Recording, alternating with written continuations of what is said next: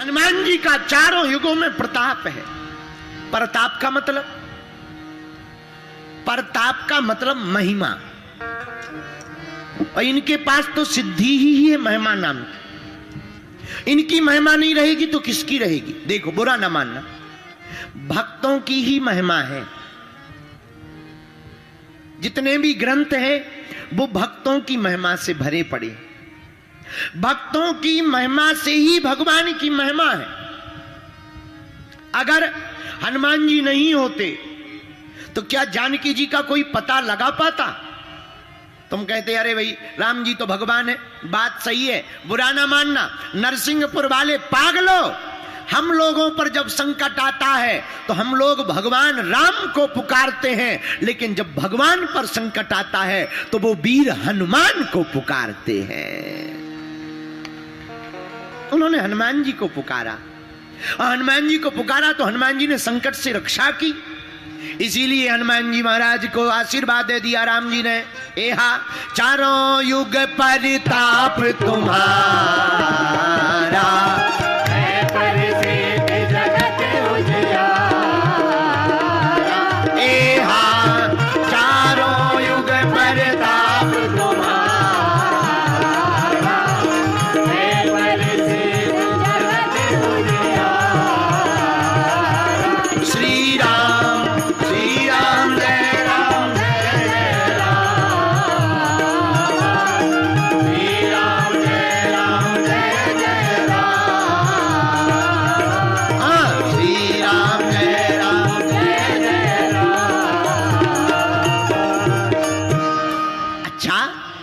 इसी प्रकार हनुमान जी चारों युगों में प्रकाशित हैं। ये तो सतयुग की बात हो गई।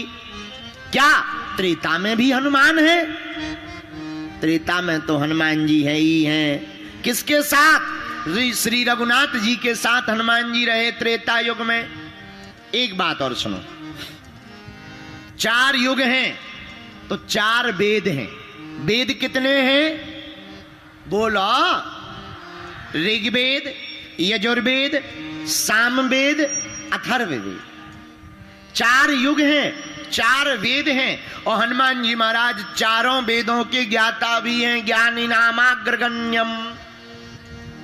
अरे इतना ही नहीं, तुलसीदास जी ने लिखा, जय हनुमान ज्ञान गुण सागर,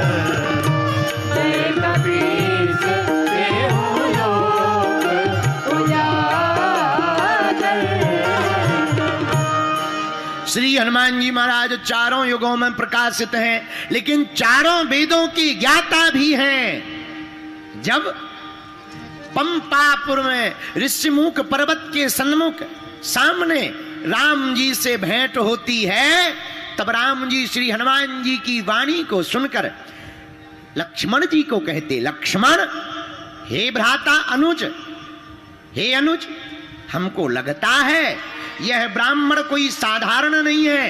इन्हें वेदों का, शास्त्रों का, उपनिषदों का शाश्वत ज्ञान है। एक हलंत मात्रा की भी भूल चूक नहीं कर रहे हैं। धन्य है, ये कोई साधारण नहीं है। हमको तो परम वेद वेदज्ञ लग रहे हैं, और हनुमान जी हैं ही परम वेद वेदज्ञ। ज्ञानी नामाग्रगण्यम है।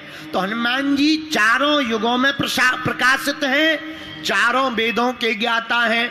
और भैया हनुमान जी चारों युगों में प्रकाशित हैं, चारों वेदों के ज्ञाता हैं, पर चारों पुरुषार्थ के प्रदाता भी हैं। कौन कौन से चारों पुरुषार्थ? 4 प्रकार के पुरुषार्थ शास्त्रों में बताए। अर्थ, धर्म, अर्थ, धर्म, काम और मोक्ष। यह 4 प्रकार के पुरुषार्थ हैं।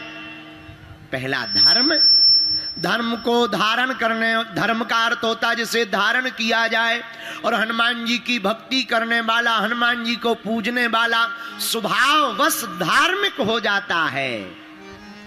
तो हनुमान जी की भक्ति से धर्म भी प्राप्त होता, हनुमान जी की भक्ति से अर्थ भी प्राप्त होता है। अच्छा, क्या हनुमान जी की भक्ति से पैसा मिलेगा? ठटरी के बरे। हनुमान जी की भक्ति से क्या नहीं मिलेगा ये पूछो, क्या नहीं पा सकते हो ये पूछो। विभीषण जी ने क्या क्या पाया? विभीषण जी ने राम सुख भी पाया और राज्य सुख भी पाया। तुमरो मंत्र विभीषण माना, लंकेश्वर भय सब जग जाना। अरे आपका मंत्र मान करके विभीषण जी लंका के राजा बन गए। ये क्या है? राज्य सुख पाना मतलब अर्थ पाना, धनवान हो गए। अरे हनुमान जी का रूप ही कम थोड़ी है। पता है हनुमान जी का रूप कैसा है? कंचन बरन विराज सुवेशा, कानन कुंडल कुंचित केसा। कंचन बरन विराज सुवेशा, कानन कुंडल कुंचित केसा। हनुमान जी का रूप कैसा? कंचन वरन। कंचन का मतलब स्वर्ण शैलाभिदेहम, सोने के समान। किसके समान? बोला सोने के समान। जिसका रूप सोने के समान हो तो वो क्या धनवान नहीं हो सकते? अरे हनुमान जी तो परम धनवान है, क्योंकि हनुमान जी के पास प्रभु श्री राम है। इसलिए जो हनुमान जी की भक्ति करता है उसे धर्म भी मिलता है और उसे धन भी प्राप्त होता है। लेकिन रुको रुको रुको, धर्म तो बहुत लोगों को मिला, धन बहुत लोगों को मिला, पर 12 धन अनीत को 10 बरस लौराए। 10 ते 11 जो लगे जरा मूड़ते जाए।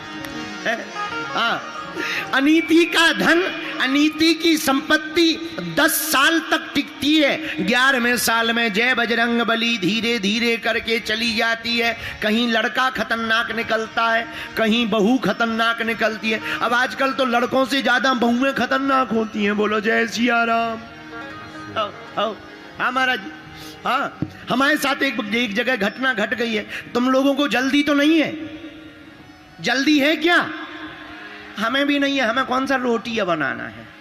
हाँ, अपन को तो बनी बनाई मिलनी है। में से पाई नहीं है सो जाके पालेंगे।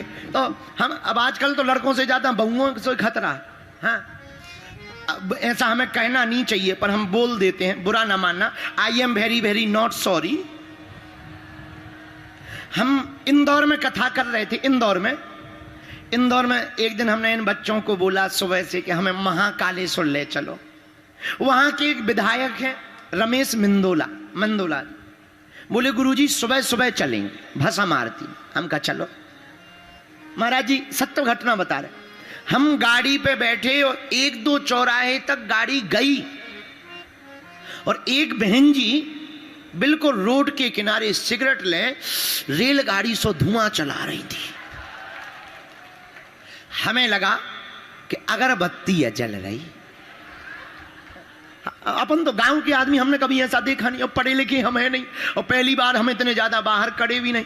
हमें लगा ये बहन जी बेचारी सुबह का टाइम है, 4 बज रहे हैं, अगरबत्ती करके पूजा कर रहे हैं और हाथ में। लेकिन हमने कहा रोड पे कौन से भगवान। हमने गाड़ी सारथी ड्राइवर से कहा, सारथी गाड़ी, हमारा एक ड्राइवर है सारथी कहते हैं हम उसको। हमने कहा सारथी गाड़ी रोको गाड़ी। जब हमने देखी सो बहन जी बढ़िया चाय को गिलास लें और एक भी चाय पी और फिर हमने कहा गाड़ी बड़ा। बोले क्यों? अरे हम कहीं कलयुग खड़ा है। हम कहा जय बजरंग बली। जब जी बहन जी सिगरेट पी रही तो इनके लड़का वाले पता नहीं। दूसरी घटना घटी हमारी हैदराबाद। एक वहां हमारा चेला है रेड्डी है सरनेम। तो हमारा चेला बहुत अमीर आदमी, बहुत धाम आता रहा, अब नहीं आता है, बल्कि एक बार हमसे बोला गुरुजी बेटा की शादी है आप आओ। उसने टिकट करवा दी, पुरानी बात है 5 साल हो गए, 6 साल, टिकट करवा दी। हम गए हैदराबाद, शादी के एक दिन बाद पहुंच पाए, ट्रेन से गए थे, घर पे गए, स्वागत किया, उसने रुकाया, बहू आई, बेटा आया, दोनों ने प्रणाम किया, हमने आशीर्वाद दिया, जुग जुग जियो, तुम्हारी जोड़ी अमर रहे, गृहस्थ जीवन बढ़िया रहे, भक्ति बनी रहे, हमने आशीर्वाद दिया। दूधो नहाओ पूतो फलो, आशीर्वाद दिया। हम बढ़िया बैठ गए कमरा में, हमने अपना वाईफाई लिया और सिग्नल मिलाया, तो हमने रेड्डी जी, ये जो लड़का का पिता था, उसको बुलाया अकेले में। हम कहा इधर आओ। बोले जी गुरु जी, हम कहा शादी बेटा गलत हो गई। बोले क्यों? हम की बेटा ये जो बहू है ये पीती है, ये पीती है। लेकिन जवाब सुनकर के हमें अटैक आ गया। बोला गुरुजी इसी चक्कर में तो शादी हुई है। हो हमने कहा मतलब? बोले लड़का भी पीता है, तो पार्टी में ही दोनों पीते ही पीते मिल गए। अरे हम कहा भैया जय हो। हमने अपने चेला से कहा भैया टिकट हो गई हो तो चलो। बोले क्यों? हम कहा जिसका बेटा पी रहा हो, बहू पी रही हो, जब इनके लड़का बाल बच्चे होंगे तो ये माताओं की तरह लेके चुप थोड़ी कराएंगे, 2 ढक्कन बच्चों को भी पिला के कहेंगे चुप हो जा। इनका तो खाना ही दान गड़बड़ है। तो कुछ दिनों बाद, अभी नहीं, हम भविष्य की भविष्यवाणी कर देते हैं। अभी वर्तमान में देखा जाता है बच्चा बेटा अच्छा होना चाहिए। जो भी अपनी लड़की के लिए वर देखता है वो देखता है क्यों भाई ठीक ठाक है, खाता पीता तो नहीं, पीता खाता तो नहीं है, खाता पीता हो पर पीता खाता ना, पीता खाता ना हो। खाते पीते घर का होना चाहिए पर पीते खाते घर का नहीं होना चाहिए। तो अभी देखते हैं पीते खाते। हमें ऐसा लग रहा भविष्य में ऐसा देखा जाएगा कि कहे भैया लड़की पीती खाती तो नहीं है, ऐसा जमाना चल रहा, बड़ा उल्टा, बड़ा विचित्र संस्कार चल रहे हैं। हम किसी की बुराई में नहीं है, पर हम कहना चाहते हैं भैया संपत्ति आ जाए ये बड़ी बात नहीं है, संपत्ति आकर सदुपयोग में लग जाए ये बहुत बड़ी बात है। धनवान तो हजारों लोग हैं, इसी नरसिंहपुर में कितने धनवान नहीं है, पर वो भगवान की कथा नहीं करवा पाए। देखो हनुमान जी की इच्छा तो देखो, एक छोटे से बालक को प्रेरणा दी और उससे भगवान की कथा करवा दी। धनवान होना बड़ी बात नहीं है, धन का सदुपयोग कहां होना चाहिए ये बहुत बड़ी बात है। लेकिन हनुमान जी की भक्ति से तुम्हें धर्म भी मिलेगा, धन भी मिलेगा। तीसरा उपाय, मेरे पागलों, तुम्हें धन मिलेगा तो तुम्हें चिंता नहीं करनी पड़ेगी धन की। धन की रक्षा की चिंता देने वाले हनुमान जी महाराज स्वयं करेंगे। हम नहीं कह रहे, चौपाई कह रही है हनुमान चालीसा की, तुम्हें रक्षक का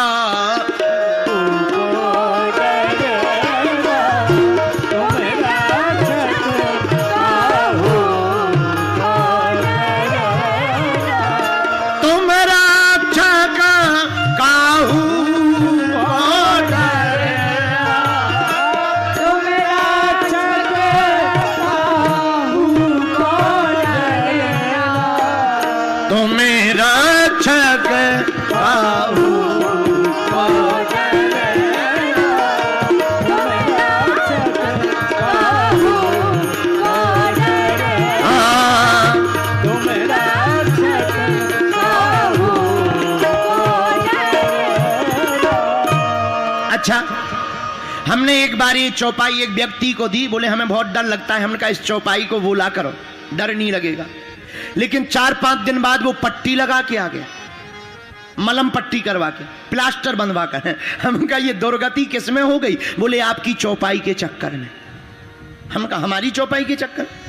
अरे आपने ही कहा था तुम रक्षक काहू को डरना, तो हमने कहा तुम्हारी ये दुर्गति कैसे हुई? बोले आपने कहा था कि तुम्हें डरने नहीं है, अब हनुमान जी रक्षा करेंगे, इस चौपाई को बोला करो।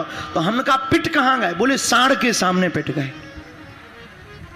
हमने कहा टटरी के भरे, हमने ये कहा था तुम रक्षक काहू को डरना, पर इसका मतलब ये थोड़ी है कि तुम बैल के सामने खड़े हो जाओ, है? किसी से डरना नहीं है। वैसे तो मैं मुसीबतों को बुलाता नहीं हूं, आ जाती हैं तो घबराता नहीं हूं। वैसे तो अब तुम मुसीबतों को बुलाओ तो दुर्दशा हो ही जाएगी। जैसे तुलसीदास जी महाराज जी के साथ एक बार घटना घट गई। क्या घटना? तुलसीदास जी रामायण लिख रहे थे, रामायण में चौपाई लिखी, एक चौपाई जो हम लोग प्रारंभ में रोज गाते, उस चौपाई को तुलसीदास जी ने लिखा, सिया राम मैं सब जग जानी करहूं प्रणाम जोरी जुग पानी। अच्छा, तुलसीदास जी ने ये चौपाई लिखी और सरजू जी स्नान करने गए। मन में आया सब सिया राममय है, सब में राम जी है और जानकी जी है। सामने से एक पागल बैल आ रहा था, छोटा बच्चा भागा भागा आया, बाबा बाबा एक तरफ हट जाओ। सामने से पागल हुआ एक बैल आ रहा है। तुलसीदास जी पहले तो थोड़ा हटे, फिर सोचने लगी क्या हटना, अभी हमने चौपाई लिखी सिया राम में सब जग जानी, सब में राम जी हैं। जब सब में राम जी हैं तो बैल में भी राम जी, और बैल में राम जी हैं तो बैल वाले राम जी दो पैर वाले राम जी को क्यों मारेंगे? सब में राम जी है, हमें क्यों मारेंगे, हम तो उन्हीं के हैं। लेकिन जैसे ही बैल आया, बैल ने तुलसीदास जी को उठा के फुटबॉल बना दिया, सींगों में फंसाया, फेंक दिया, धूल में लपट गए। तुलसीदास जी उठे, हाथों में लग गया, घुटनों में लग गया, वापस आए कुटिया की तरफ। हनुमान जी आ गए पीछे से, क्या हुआ बाबा? बोले चौपाई मिटा रहे हैं। कौन सी चौपाई? गलत लिख गई, सिया राम मैं सब जग जानी करो प्रणाम जोर जुग पानी। ये गलत चौपाई है, सही नहीं है। हनुमान जी बोले क्यों? बोले अगर सब में राम है तो क्या बैल में राम नहीं है? हाँ है। तो एक बात बताओ, चार पैर वाले बैल ने दो पैर वाले राम को क्यों मारा? चार पैर वाले राम ने दो पैर वाले राम को क्यों मारा? तुलसीदास जी की बात सुनकर हनुमान जी मुस्कुराते हुए बोले, बाबा एक बात बताओ, पहले किसी ने तुम्हें टोका है? बोले टोका, एक बच्चा आया था कि भाग जाओ, सामने से पागल बैल आ रहा। हनुमान जी बोले तो क्या उस बच्चे में राम नहीं है? जिसने रोका है क्या उसमें राम नहीं है? जब पहले छोटे वाले राम जी बता चुके कि भाग जाओ, जब तुमने छोटे वाले राम जी की बात नहीं सुनी तो बड़े वाले राम जी ने तुम्हें फुटबॉल बना दिया। उसमें क्या गड़बड़ है? राम जी तो सब में है, छोटे वाले राम जी ने रोका तो है। तो हम ये नहीं कह रहे कि ये चौपाई पढ़ करके तुम सांड के सामने खड़े हो जाओ, कि तुम कहो गुरुजी कह रहे थे तुम रक्षक काहू को डरना, अब क्या डर है, आ जाए कोई भी। अरे नहीं नहीं नहीं, हमारा मतलब इस चौपाई पर जियोगे तो तुम्हें टेंशन नहीं लेनी पड़ेगी, तुम कभी मुसीबतों को बुलाना नहीं, आ जाएंगी तो फिर घबराना नहीं। इसलिए हनुमान जी चारों युगों में प्रकाशित, चारों वेदों के ज्ञाता और चारों पुरुषार्थ के प्रदाता। चार पुरुषार्थ कौन कौन से? धर्म, अर्थ, तो धर्म को देने वाले भी हनुमान जी हैं, अर्थ को देने वाले भी हनुमान जी हैं, और अर्थ की तो पूछो ही मत। बुरा ना मानना, तुम जिंदगी भर कितना भी धन कर लो, जब मरने पे कार्ड बनेगा तो निधन ही लिखा जाएगा। जब मरोगे तब उसमें यही लिखा जाएगा कि फलाने फलाने अमुक आदमी का निधन हो गया। और जिंदगी भर तुम धन करते रहे, मरने पर निधन ही लिखा जाएगा। इसलिए हनुमान जी महाराज के चरणों को पकड़ो, अर्थ भी मिलेगा, धर्म भी मिलेगा। काम, तो क्या हनुमान जी काम देते हैं? नहीं नहीं नहीं, हनुमान जी काम नहीं देते, ऐसे काम से जोड़ देते हैं जिस काम की पूर्ति से राम की प्राप्ति हो जाती है, ऐसा काम हनुमान जी देते। तो तीसरा पुरुषार्थ भी मिलेगा, धर्म, अर्थ, काम। अब चौथा क्या है पुरुषार्थ? चौथा है मोक्ष। क्या है? क्या है बोलो? मोक्ष। तो क्या ये हनुमान जी से मिलेगा? है, बिल्कुल खेल है, बिल्कुल मिलेगा। किसी को दिलवाया, बहुत लोगों को दिलवाया, प्रमाण है अनेक, सुग्रीव जी हैं, विभीषण जी हैं, बहुत लोगों को हनुमान जी ने मोक्ष दिलाया। अच्छा, मोक्ष का मतलब क्या है? मोक्ष का मतलब क्या है, पहले ये तो समझो। क्या मरना मोक्ष है? मरना है मृत्यु, और जीते जी कामनाओं का मरना है मोक्ष। मरना तो है मृत्यु, मरने को तो कहते मौत, और जो जीते जी कामनाओं से मुक्त हो जाए, माया से मुक्त हो जाए, भक्ति में लुप्त हो जाए, लिप्त हो जाए, उसी को मोक्ष कहा जाता है। तो हनुमान जी की भक्ति से क्या प्राप्त होगा? अर्थ भी मिलेगा, धर्म भी मिलेगा, काम भी मिलेगा, मोक्ष भी मिलेगा, क्योंकि चारों युगों में प्रकाशित हैं, चारों वेदों के ज्ञाता हैं, चारों पुरुषार्थों को प्रदाता हैं। इसलिए तो हमने चौपाई गाई है हनुमान चालीसा की। चारों युग परिताप तुम्हारा, गाइए। चारों युग परिताप तुम्हारा, चारों युग परिताप तुम्हारा, है परिसेद जगत उजियारा, है परिसेद जगत उजियारा, है परिसिद्ध जगत उजियारा,